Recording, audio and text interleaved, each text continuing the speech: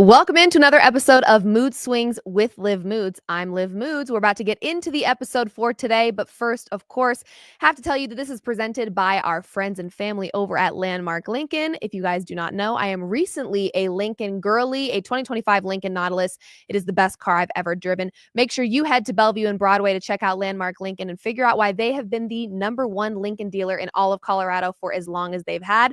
Tell them that I've sent you. They'll get you in a car, and they speak for themselves. Hello and welcome in. Please do not leave your luggage unattended on the station.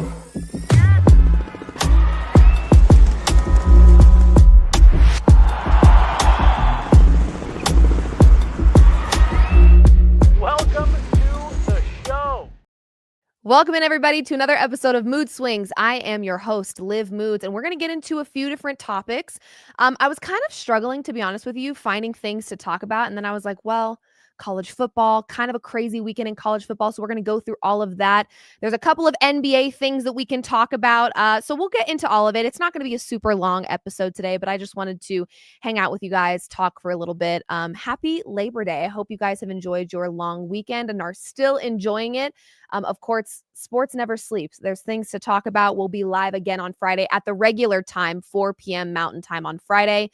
And then we're just going to keep going. We've got a lot of things to discuss. There's a few things I wanted to talk about before we get into, of course, my weekly standings, and that will be all about college football this most recent weekend. But want to get into some other topics. I feel like we should probably start with the lighthearted, fun one, which is, of course, Michael Porter Jr. yet again on what I would call historic media run here, okay? Unhinged MPJ moment tracker. Yeah, that's fantastic because seriously, I'm not sure what's going on with this guy. You know, love him to death and wishing him all the best, but dear God, this guy is really just saying whatever. And he's allowed to do that. Truly, he is.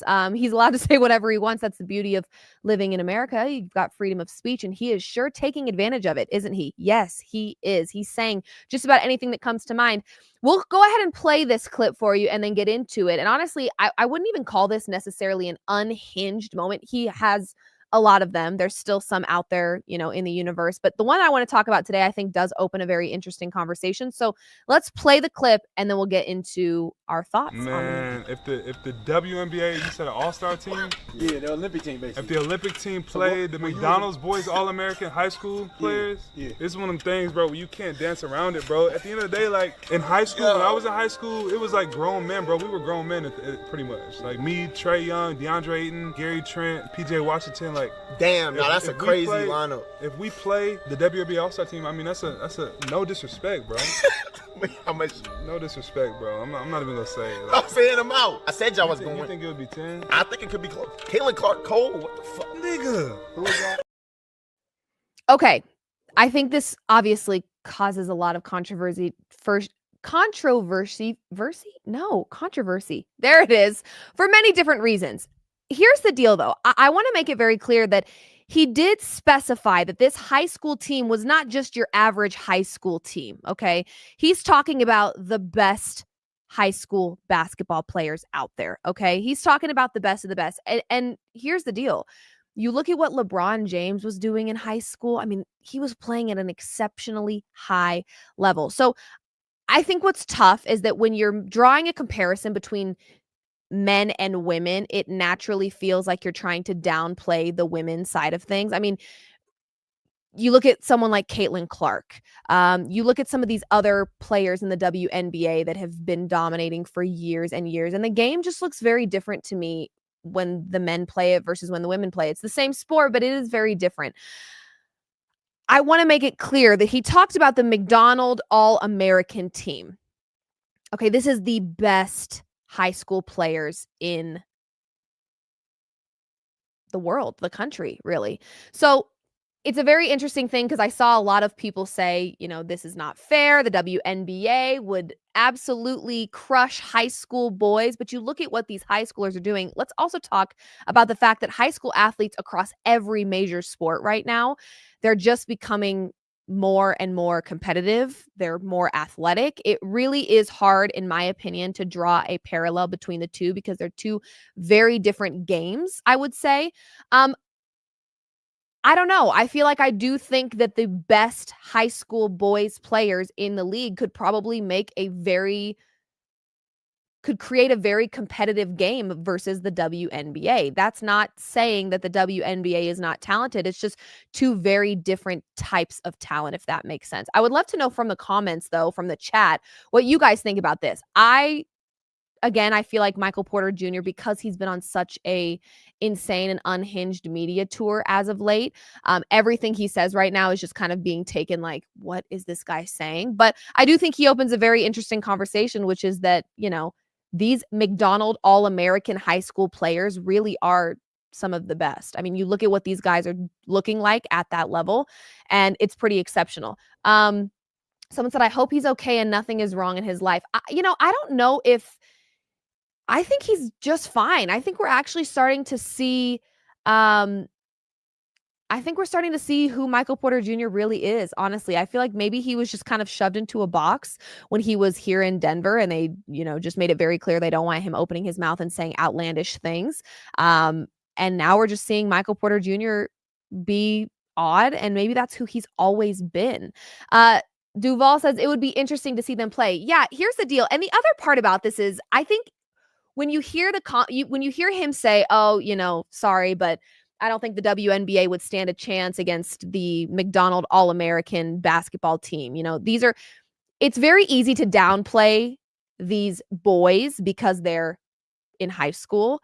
Let's not sleep on the high school skill of the McDonald's All-American team. I mean, that is the best of the best. And just because you're in high school doesn't really mean a whole lot. We saw what LeBron James looked like at 18, and I think we were all exceptionally impressed by that. So I don't think just because they're in high school, we're downplaying their talent. But I also want to say, don't sleep on women, especially when a challenge is at hand, especially when no one believes in a woman. They really show you who they are and what they're capable of. I truly think women are the most dangerous creatures on the planet in the best way possible. They're intelligent, they're smart, their intuition is unlike anything we've ever seen. And women, they know how to compete. Because women can be emotional, just like men. I'm not saying women are the only emotional creatures on this planet, but just like men, women can be very emotional, but their emotion is typically channeled into passion and motivation and drive. And I think the constant narrative that floats around in drawing comparisons constantly between women and men is a very difficult thing. But I also think it just makes women want to beat men, boys, it doesn't really matter who they are, that much more. Now, if we were to see a game between the McDonald All-American high school basketball players and the WNBA, and the WNBA players were to take care of business and win that game, it still wouldn't be enough for most people. Let's be real. Then we would say, well, they're just high schoolers, so the WNBA should have won. But if we're looking at this matchup, a lot of people feel like the WNBA doesn't stand a chance. All I'm saying is when you give a woman a challenge, they typically find a way. I'm just saying they're competitive. And I know when you watch the WNBA versus the NBA, they look like very different games, and there's the conversation of, oh, I saw most of the people's reasoning for the McDonald's All-American boys team winning is because they dunk. Okay. If that's all you've got, come on. You don't think women will find a way to handle a bunch of little teenage boys dunking? I mean, come on, guys. Let's not underestimate women, especially in the WNBA. They are very talented. They work. Sadly, here's the reality that a lot of you don't want to accept. The WNBA players, a lot of them work harder because they have to in order to be taken serious. And that's the sad reality of the world that we live in, society. You do have to work 10 times harder to be taken seriously. So there's a lot of behind the scenes that we see, that we don't get to see with these WNBA athletes in terms of how much work they have to put in and their mental toughness, constantly having the goalpost moved for them. It's never enough. what these WNBA athletes do. There's always a conversation about what they could be doing better or why they're not as good as a McDonald's all-star, all-American high school boys basketball team. So to me, this matchup would be a lose-lose no matter what, because if the women take care of business, it's like, well, you should have. They're in high school. And if the high school boys take care of business, it's like, see, there you go. You're not as good as you think you are. I don't know. I think it's a very weird comparison to make, especially when the argument from most people was that the high school boys can dunk. That was the reason that they were going to beat the WNBA players. I don't know. I just think that there's a lot of naive, especially men out there, that don't realize the majority of the players in the NBA, the WNBA, have to work 10 times harder to be taken seriously. So therefore, they've got the work ethic, they've got the athleticism, they've got the strength, they've got the skill. You may not see it come to fruition every single game because the games are played very differently, but these are skilled players.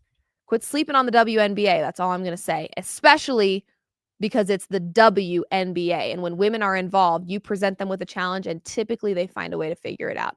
But I just thought this opened a very interesting conversation because, of course, Twitter was going berserk over these comments. You had one half of people that said, no way, the women don't stand a chance, which, again, I think because it is specifically the McDonald's All-American team. If it were just some average high school basketball team, I'd be like, shut up.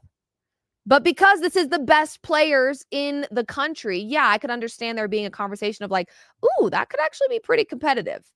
Like, even though they're in high school, these high school athletes are becoming kind of freaky how athletic they are as young as they are these days. So again, both great, both respectively competitive. It would be a very interesting matchup, but I just think you also got to give a little credit to the fact that women are they just find a way, especially when they're presented with a challenge or you tell them they can't do something. I don't know about you guys out there. If you've got a wife, if you've got a girlfriend, if you've got a sister, typically when you tell a woman not to do something, they will do everything in their power to make whatever you told them not to do happen. I'm just saying. So stop sleeping on women. That's my point in this whole conversation. Okay, let's move on. We've got some other things to talk about here. I'm going to save the Arch Manning conversation for the end of our little debrief recap here at the top of the show. But let's talk about the NBA free agents that are still available here, okay? There's a picture on the screen that you guys can see. The only two to me that are available that don't really make sense, or I know at some point they will get their money and they will get picked up, are Kuminga and Giddey. Those are the two that stand out to me when shown here, that at a certain point, they will get picked up. We know what they're capable of. We know that they bring value to a team. Don't get me started on Ben Simmons. I don't even want to have the conversation. Ben Simmons not only is unreliable, but most of the time unavailable. So do you as a team want to spend money on someone that you know you're really not going to get what you want out of him? I think we all in our brains had a vision of what Ben Simmons' prime looked like. Just because we dreamt it doesn't mean it's reality. And unfortunately, it's not reality. We know Ben Simmons has had, some mental health stuff. He's dealt with injury after injury. I just don't know if he is ever going to be what we hoped he would be. That's the truth. So then I'm seeing up in that top corner there, my guy, my Russell Westbrook, okay? I love Russell Westbrook. You guys know this. In so many ways, my shows have been a Russell Westbrook fan page, and I'm absolutely not afraid to admit that. I absolutely love him. Here's the deal, though. Do we think that Russell Westbrook is potentially entering an era where he needs to accept the reality? I think he was a great sport, and I still think he is, but I think he was an especially great sport in Denver with his interchangeable, you're a starter sometimes, but for the most part, you're our bench guy. And I think he was okay with that for the most part. And if he wasn't, he didn't really show us that he wasn't. So for that, I can commend him for being such a great sport. The reality with Russell Westbrook is that he's not a starter. He is a bench guy. So I think at this phase of his career, as much as he knows mentally and physically, he's still got it. And in so many ways, he does still bring a lot to the table in terms of the energy, the competitiveness. I think in the right place, Russell Westbrook can still make an impact. There's not a doubt in my mind he can still make an impact depending on where he's at. That being said, though, I do think he has to understand just what his role is going to look like from this moment moving forward. And so it's kind of one of those beggars can't be choosers things, you know? Like, I'm still wondering what have the conversations with Denver looked like? Have they tried to keep him? It's just not exactly what he's looking for. If that's the case, I'm not sure Russell Westbrook is going to get what he's looking for anytime soon, if ever again. Because I just think, he's getting to an age, and I constantly talk about the older guys in these major league sports because the talent, just like the conversation we were just having with the McDonald's All-American basketball team, the talent is getting dangerously good, dangerously young. They're younger, they're stronger, they're more athletic, they're smarter in a lot of ways. So I just think as long as Russell Westbrook can understand his role and be willing to take a back seat on any team that he is destined to play on, then I think he can and will get picked up. That being said, I don't know if he's wanting that. Does Russell Westbrook still believe he's got it like that? If he does believe that, he may struggle to find a landing spot as a free agent. He may struggle with that, given the fact that I just don't know if there's a team out there that looks at him and goes, we're aligned in what you believe you are. If he believes he's a starter, I don't know if there's a team out there that's like, yes, we also agree with that. I think there is a team, there's many teams in the league that could benefit from having Russell Westbrook. It may just not be in the way that he wants to be utilized. And if he's not willing to waver on that at all, he may struggle to get picked up. We may not see Russell Westbrook on a team in the NBA. I don't know. But I think he just has to come to terms with where he's at in his career and where the league is at, and understand that he's no longer in his prime, which is fine. He's still making an impact. It just may not be the impact he wants to make on a team. So if Russell Westbrook can come to terms a little bit with where he's at in his career and where the league is at, he will get picked up. If he can't, he may struggle. But of this list of the people on the screen, I think Kuminga and Giddey are the ones that I first see and say, they're going to get picked up. They're going to get their money. We know how great they can be. We know the impact that they bring. And then Russell Westbrook was the only one that I really was like, oh my gosh, my brain started racing. I'm like, maybe he is the one in these conversations, because we saw the Kings show a lot of interest in Russell Westbrook. The Kings were a team that had talked plenty about wanting to have him, and maybe they just couldn't get aligned on what Russ wants at this stage in his career and what the team wants Russ for. And if that alignment can never happen with a team, then he may struggle to get picked up. So only time will tell there. Of course, I would love to have Russell Westbrook stay in Denver. You guys know that. I'm a huge Russell Westbrook fan. But again, if Denver needs him for one particular reason and it's not what he wants, maybe there's some conflict there. Maybe that's why we're still seeing him available as a free agent. So, okay, that's it for the basketball talk. Obviously, you guys, in the month of October, we'll be back talking way more NBA. I'll give you guys some of my predictions for the Western Conference, the Eastern Conference, and as well as, who do I think is winning it all? And as you guys know, it's likely going to be the Denver Nuggets. Okay, I think Arch Manning was the next conversation that I wanted to have before we hop over into college football. Now, here's the deal. I have to talk about Arch Manning today because I've talked about Shedeur Sanders and nepotism being a factor there, and I've talked about Bronny James and nepotism potentially being a factor there. We talk a lot about athletes and if there is any nepotism involved, that last name could do more harm than good if you're not careful. Now, here's the deal about Arch Manning. My entire timeline this weekend was flooded with, that was horrible, he's overrated, what's going on, blah, blah, blah, blah, blah. Okay, here's the deal. Yes, Arch Manning did not look good at all, okay? Whatsoever. It was pretty bad, guys. I mean, there's really no way to put it outside of that. It was pretty stinking bad. Not good at all. Here's the deal, though. I think we do have to acknowledge the fact that he was playing the defending champs, and this was his first start of the year, I think his third ever. Let's give him a little bit of time. Now, if we see Arch Manning playing the way he played in week 1 by week 4 and 5, not great.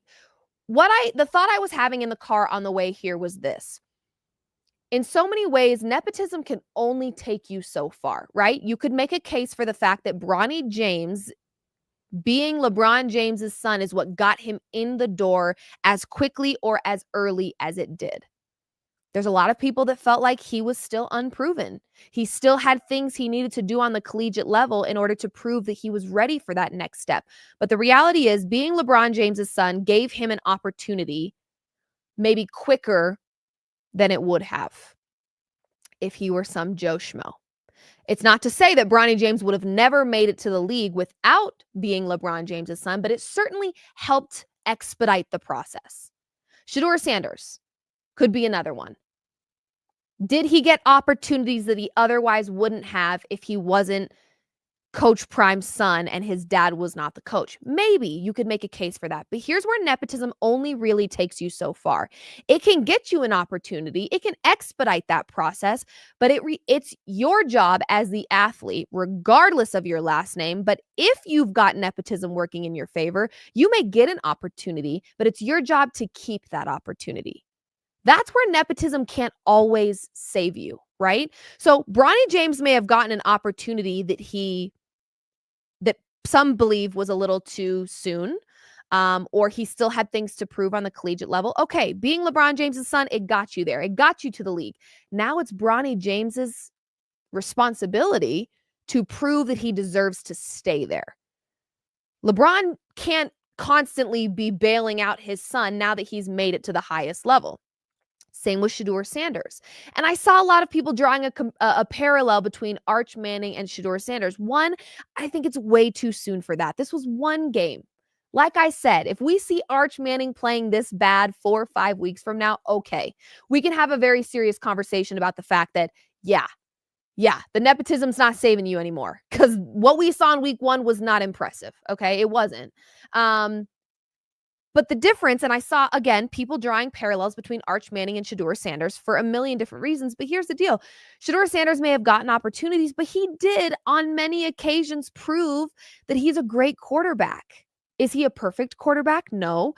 Did he deserve to go first overall? No. Did he deserve to go first round? No.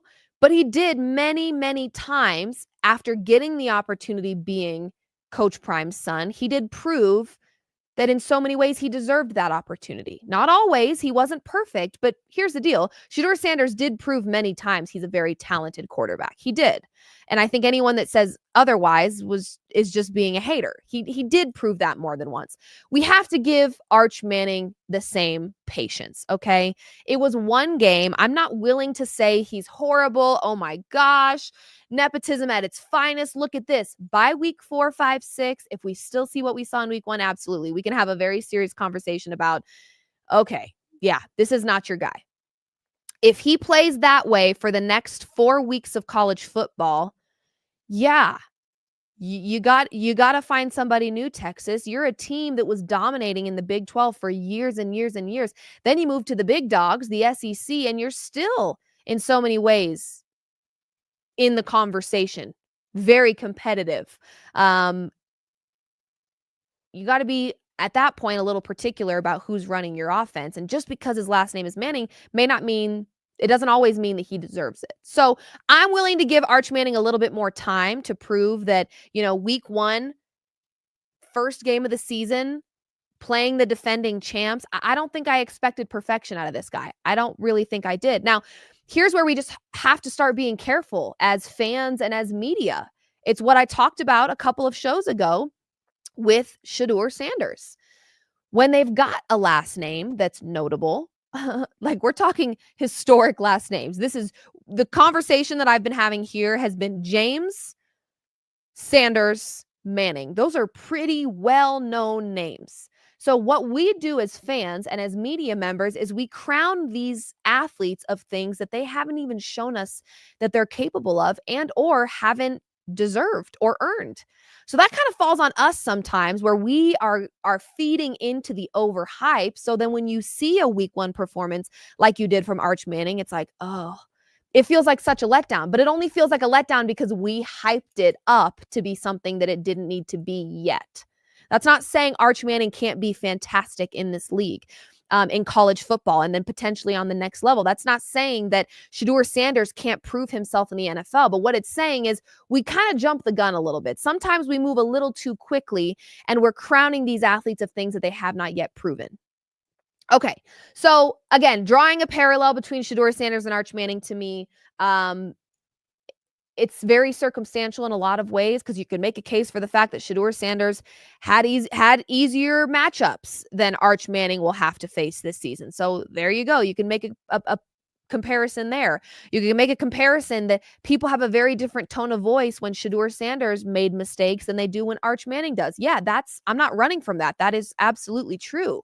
Like for sure. I've heard it myself. I've watched media members, reporters talk about Arch Manning and create every excuse in the book, but then not do the same thing when Shedeur has a bad game. There's a lot of that going on, and I'm not naive to that. The reality is, though, it's been one game. We will revisit this conversation in a few weeks if Arch Manning is still playing at such a poor level. That we will do. Absolutely. And I think at this point, I don't, why does everything have to be a comparison? You know, why do we have to flash back? Here's the deal. Shedeur Sanders is in a completely different league now. Okay. He's got a completely different set of issues going on. He's playing in Cleveland. There's like 475 quarterbacks over there.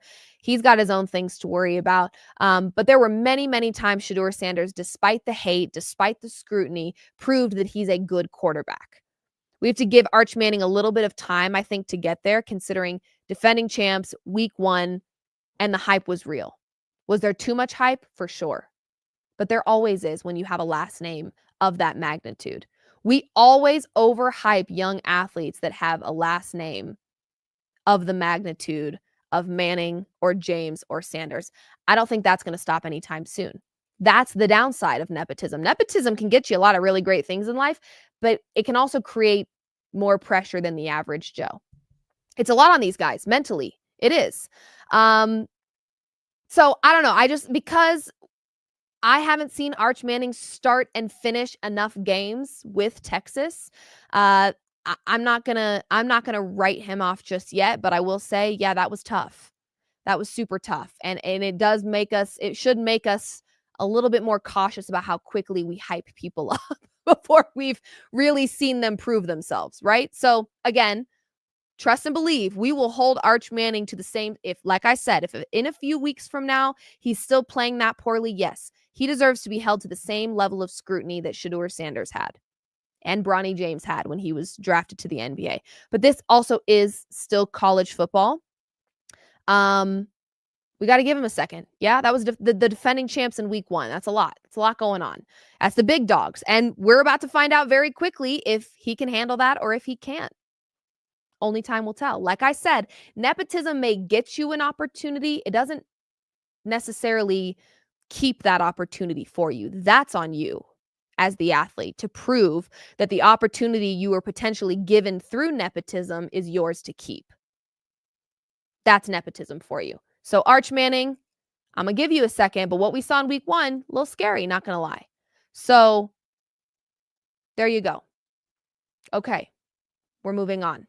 And we will be holding Arch Manning to the scrutiny he deserves if we keep seeing all that nonsense. Because, again, I've seen people out there with the scrutiny towards Shedeur Sanders throughout the season last year. It was pretty excessive. I was more giving him scrutiny for some of the extra things that were going on. You know, I didn't love the Rolex moment. And you know why? I sat right there on my couch and I said, oh, I had a cringe moment. And I was like, oh, and whoever was sitting near me was like, what? And I said, honestly, I'm not even upset with that for the reason that you think I'm upset with that. I'm upset with that because the moment that he fails, they are going to use that moment against him. This is all cool and fun until you go to Oregon and you get absolutely manhandled. And now you're a meme. Now people are laughing in your face. It's like that. Those moments are only good for so long. And then it's like, okay, let's not run with this. And I felt like he was running with it. So that's why I was cringing. That was where most of my scrutiny came from. As for his skill, a lot of the scrutiny Shedeur Sanders was facing to me felt unwarranted. He's talented, and he proved that more than once. Many, many times while he was the quarterback for the CU Buffs, he proved he is talented. So that should have never been taken away from him. Arch Manning, what we saw in week 1 was not talented at all. So he's got a couple more opportunities to prove us wrong, but woo, didn't love what we saw there in week 1. Okay, moving on. We're going to talk again a little bit of college football, and this is just fun, lighthearted, a good time. We're going to rank college football moments from this weekend because there were quite a few really, really good ones. Where do we stand? These are my weekly standings where I rank kind of whatever the flip I want to rank. Also, Jesse, who works here, as you guys know, he covers our hockey coverage here at Gorilla Sports. He's like, I don't think I've ever heard Liv cuss. I'm like, really? I feel like I cuss a lot. And he's like, well, every time you're on your show, you find an alternate word to use. Flip. I guess I use flip a lot. I'm like, what the flippin' heck? Like, I don't know. I think it's because maybe my grandparents and my parents watch my shows. So I'm like, let me just, let me be respectful here.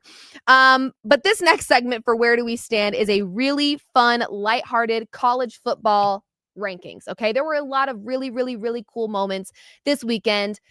The hype is real. College football is back. I think everybody's excited that our Saturdays are starting to look this way. But there were some really fun and cool moments that I want to we're going to show you a couple clips from them. We're going to talk through them a little bit.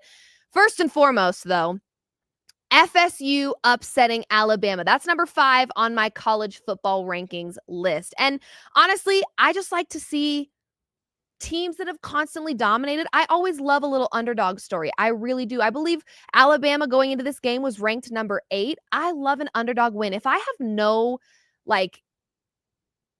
if I've got no dog in the fight, if my team's not playing, if I have no, preference one way or the other, 90% of the time I will constantly root for the underdog. So very cool to see FSU upset Alabama because for years and years and years, we know how this goes.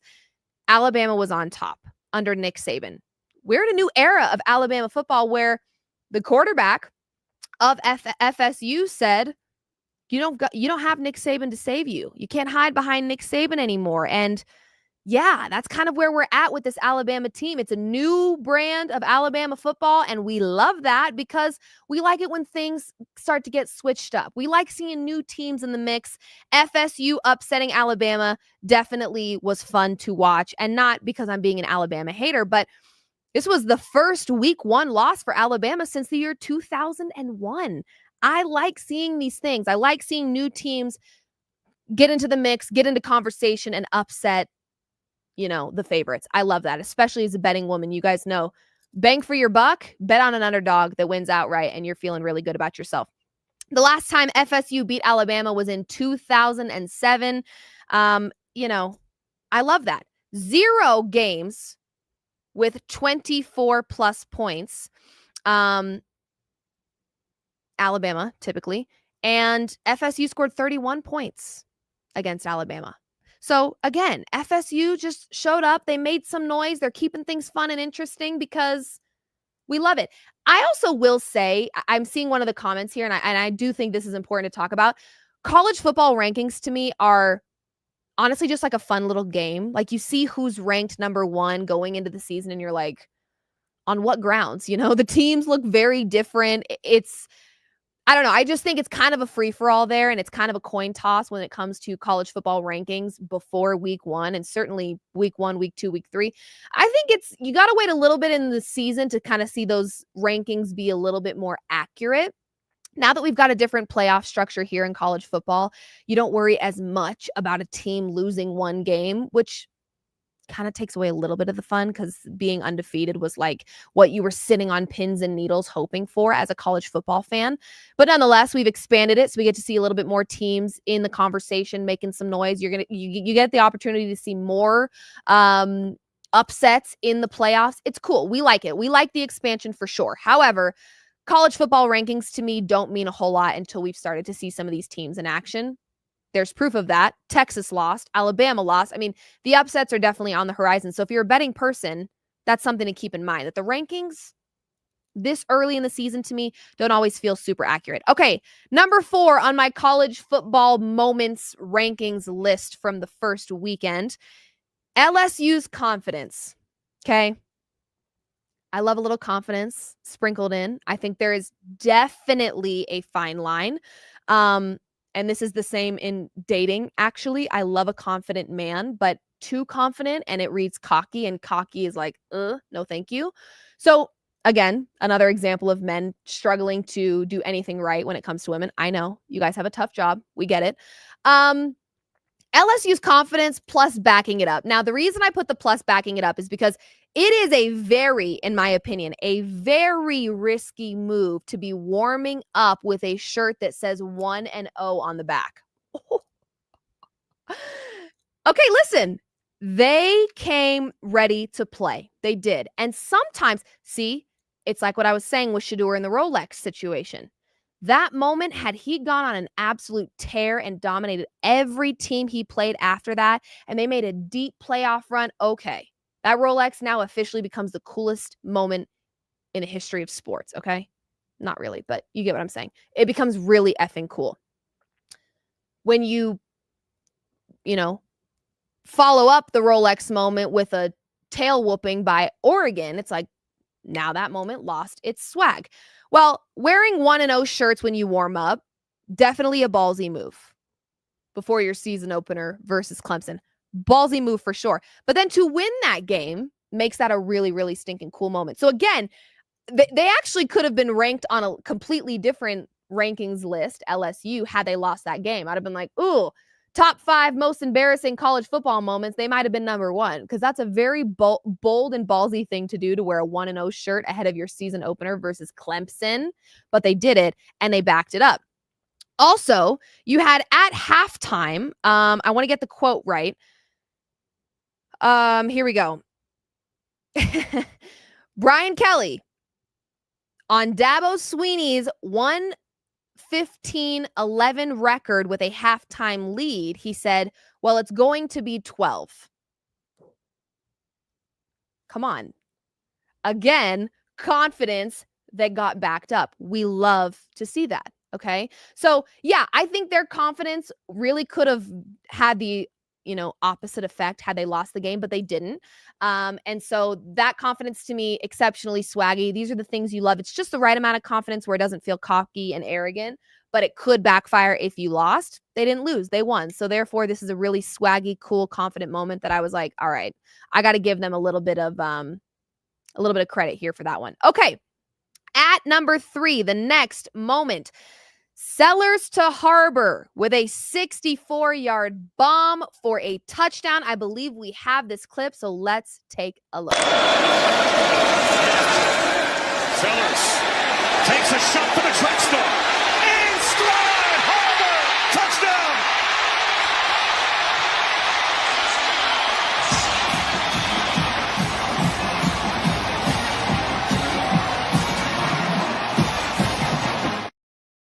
I mean, I literally get goosebumps when I watch highlights from college football. I really do. But great example right there of it really does pay to be a track star. It really does. I mean, that was just beautiful. And the speed there. I've seen some conversations here about Harbor. Is he one of those players that we watch from a speed perspective, kind of with a Tyreek Hill lens? I don't know. I've seen the conversations being had about his speed, and that may be his secret weapon, but absolutely loved seeing that. Again, any team that's 64-yard bomb to a touchdown, I'm going to probably give them credit. It doesn't matter who they're playing. I see a comment here, Virginia, awful. I don't really care. It doesn't matter to me. That was beautiful. Someone said, yeah, let's see Harbor against top teams. You're right. Again, this is why we talk about college football this early in the season is very different than how we're going to talk about college football a month from now. It's the truth. But for now, we're just excited to have college football back, and we're highlighting really cool moments. And to me, love that. Love the track star in motion, making moves. Again, seeing people talk about his speed as being his weapon. And so I would imagine that's not the only cool moment or highlight that we see from Harbor this season. So I'm excited for more. Okay. Between the legs, QB sneak for a touchdown at number 2. This was exceptionally creative. Now, they didn't win this game, but this to me was just a brilliant moment. So let's take a look and watch it together. Has been using his legs throughout. Oh, they're going to snap it to McKinney, throw it to the end zone. What a play. Touchdown, Thomas. In running situations, he starts under the center. They snip the touchdown. Right through the legs of the quarterback. McKinney fields the low snap. Isn't this just so accurate though? In life, this is just in life. When you make a ballsy, when you try to do something different or unique or ballsy, if it doesn't work, you're like a laughing stock. But if it does work, it's a really cool thing. I just loved this. Again, not they didn't win the game, so it's not like, you walk away from that being like, that's what sealed the deal. Had that been like a game-winning moment, oh my God, I'm pretty sure everybody would be talking about it. I just thought it was brilliant. I thought it was very creative. And because it worked, because it resulted in a touchdown and wasn't a fumble or or a pick six or whatever else, it worked. It was a touchdown scored. It was brilliant. It was unique. It was creative. And I would imagine we see a little bit more of that now that we know it's successful. Okay, final and last ranking. At number 1, I'm pretty sure we've all seen it. The CJ Daniels one-handed touchdown. I believe we have the video of that, and it genuinely just speaks for itself. Let's take a look at this one-handed touchdown. 12 for 19 total. Under pressure off his back foot. Up for grabs. And caught. CJ Daniels. A tremendous one-handed catch. But I guess you could say that was on the money. I mean, that is an unbelievable catch. Now, he does bobble it a little bit through the ground, but does the ball ever touch the ground is the question. Goes up with one hand, pulls it in, but watch it now. Does he get it into his body? Does it ever touch the ground? From that angle, I don't see any ball meeting the grass. I just got goosebumps everywhere. I mean, that was sick. He looked like Elastigirl. He looked like Spider-Man up there. It's those moments where I think when we watch the game of football, it's just like, and I'm not going to speak for everybody, but we watch it so often and so frequently that we kind of take for granted how hard this sport can be. Obviously we're not naive to it. We know that it's hard, whatever, but it's moments like that where you're just like, oh my God, like they're freaks of nature. The height on that, I knew it was sick. I mean, I knew it was sick just from watching it, but when OBJ commented fire emojis on an account that posted it, I was like, yeah, that was very OBJ-esque. That was like just one of those that you're just like, especially for him, he's going to remember that forever. And honestly, yeah, I mean, just brilliant, truly. So yeah, that to me was one of those where I was just like, Lord have mercy. That was stunning. It's one that's going to be talked about for a while. And of course, to then have on top of that, Miami upset Notre Dame 27-24, and you've got to play like that. It's just, I don't know. It was beautiful. I loved it. And it wasn't just a catch. It was a touchdown. Like that was great. And again, kind of a moment to wrap things up with the weekly standings where you're just like, thank God football is back, because we are going to see this on the professional level with the NFL players. We're seeing it already week 1 with the college football players. It's just moments like that remind you just how athletic these people are. these humans are. We watch the game of football. We love the game of football, but then you see moments like that and you're like, how in the hell did he even do that without having a superpower?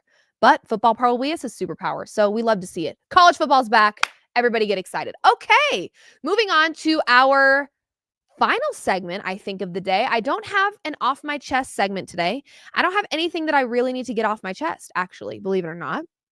Maybe it was the long weekend, but I feel relatively calm today. I'm not angry about anything, believe it or not.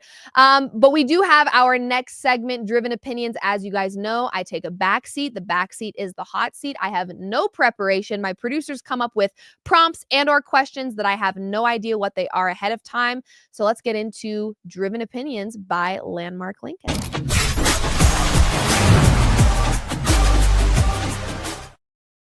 Okay, I am scared. Let's see what do we only have one today? 2. We have 2 today. Let's get into what my producer has got going on for me today. Let's check it out. Okay, out of every professional sport, which athletes do you think are the most overdramatic? Oof. Guys, you know what really bums me out about this, because I love the sport, it's got to be my favorite sport. Okay, no, two-part answer here. I don't cover this sport. I do not cover this sport. However, Americanized soccer has gotten pretty bad. It has. It really has. And I am marrying a former soccer player, and back in the day, high school, I dated the soccer player. I don't know what's up with the soccer players. I guess they got a little swag to them, but I've watched enough soccer games is my point. And I've been around my now fiance, who we've got it on the TV every once in a while. We talk about it. We talk about what it's like here versus overseas, international. It really has gotten quite soft here in America, sadly. America's, I think, trying to take their own version of the game of football, if you will, and it's a little floppy, it's a little soft, it's a little, you're barely getting touched and you're all over the place and you're on the ground. So I would say soccer, but American soccer has gotten kind of to that point these days. But then I gotta say the NBA, man, it really is such a tough thing. You guys heard me talk plenty about the foul baiting with SGA, but really not just the flopping in the NBA, it's also the complaining to the ref. It's just like, gosh, man, can we just play through the whistle? And by the way, one of my favorite players, you guys know it's my favorite team, the Denver Nuggets, God love them.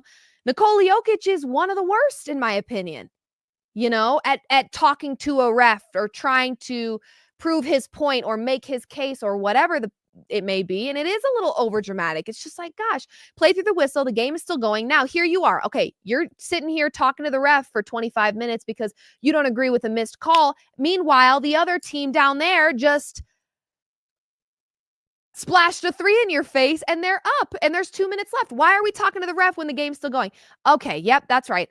The Nuggets weren't playing defense last season. That explains it, because honestly, little too much of the chit-chatting with the refs here. I truly felt that way. And I talked about that on my shows, so you can't always call me a homer, because I made it very clear that drove me insane to constantly stop the game, pull yourself mentally out of the game to talk to the ref. The ref doesn't care what you think at the end of the day. They don't. They do not care what you think. And the NBA has gotten really bad about that.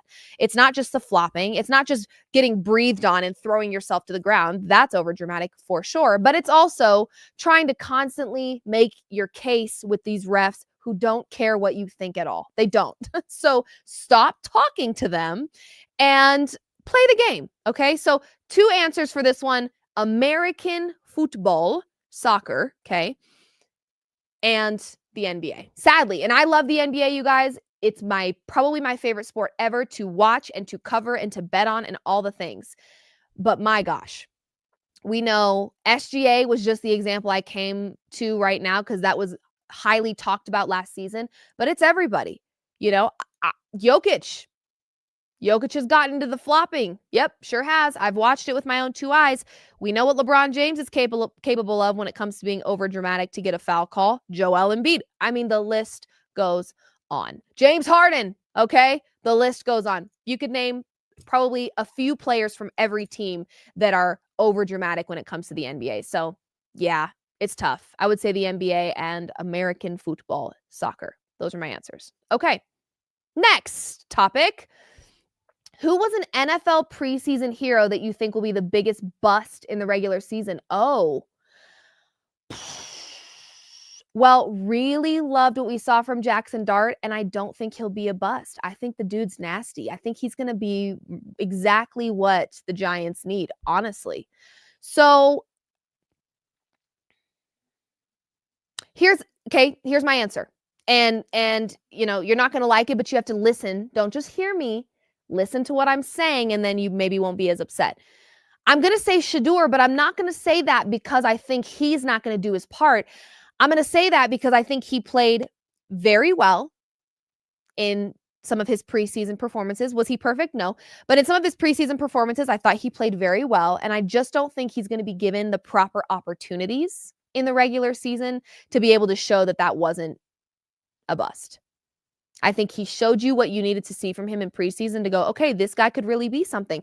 I don't know if Cleveland is going to give him the opportunities to actually show what he's capable of. So I think as long as he's in Cleveland, Shedeur will be a bust. And honestly, I think it's hard not to be a bust when you're playing in Cleveland. That's the truth. I'm sorry. And I'm not being a hater on Cleveland. I have, one of my greatest friends who I've worked with for many, many years is a huge Cleveland Browns fan. And even she's like, guys, this is tough sometimes. I think the front office in Cleveland has a lot of things they've just got to figure out, handle. And they should, for the sake of the players that play and give their blood, sweat, and tears and everything else to that organization.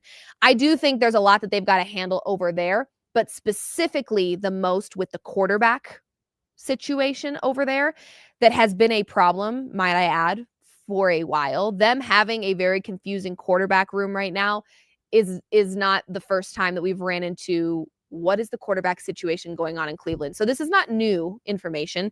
This is, pretty common, unfortunately, out there. So I would say as long as Shedeur Sanders is in Cleveland, he will be one of those preseason heroes because he did have a really great performance in the preseason. When you look at the whole picture, that will be a bust in the regular season as long as he's in Cleveland. So if he can get somewhere else, then I think he has a better opportunity to not be a bust, if you will. If he's in Cleveland, though, yeah, Shedeur Sanders will be a bust. And most of that just has to do with his environment, but it is what it is. That will happen if he stays with the Browns. That's how I feel. So, okay, I think that's all, right, Andy? I think we're done for today, you guys. We were just doing I know the show's a little earlier in the day than it normally is. Normally, we're at 4 p.m. on Mondays and Fridays, but today we decided to go a little early because it is a holiday after all. So now I can let you guys go enjoy the rest of your Labor Day, and I hope you do just that. Be smart, make good choices, and of course, we will be back live again Friday, 4 p.m. Mountain Time to discuss some more football because week 1 of the NFL season is literally in sniffing distance. It's there. It is there. And I will be going to the Broncos game. So if you happen to be at the Broncos game, please come say hello. Let's chat. Let's hang out. I will be there. And then we will do a show that night because the following day I'm headed to Hawaii. Yes, I am. So actually, we will film one of these shows, I believe, while I'm in Hawaii. I'll make sure the backdrop is stunning. Okay, don't worry. But nonetheless, we have a lot of things on the horizon that we will be able to discuss and break down and talk about. And week 1 is right around the corner. So Friday's episode, I will imagine, will be a lot of predictions. What do we expect to happen? Here are some of my favorite bets. Here are my anytime touchdown scores because you guys know that is my favorite market when the NFL season begins. So you guys, it's almost time. Get excited. Thank you guys so much for joining me for another episode of Mood Swings with Liv Moods. I'm Liv Moods signing off for now, but we will be back Friday, 4 p.m. Mountain Time for another episode. This has been presented by Landmark Lincoln. Head to Landmark Lincoln yourself off of Bellevue and Broadway. Tell them I sent you. They'll get you in a whip. They speak for themselves, I promise. And of course, we will see you guys Friday. Happy Labor Day. And yeah, be safe, have fun, and we'll see you Friday.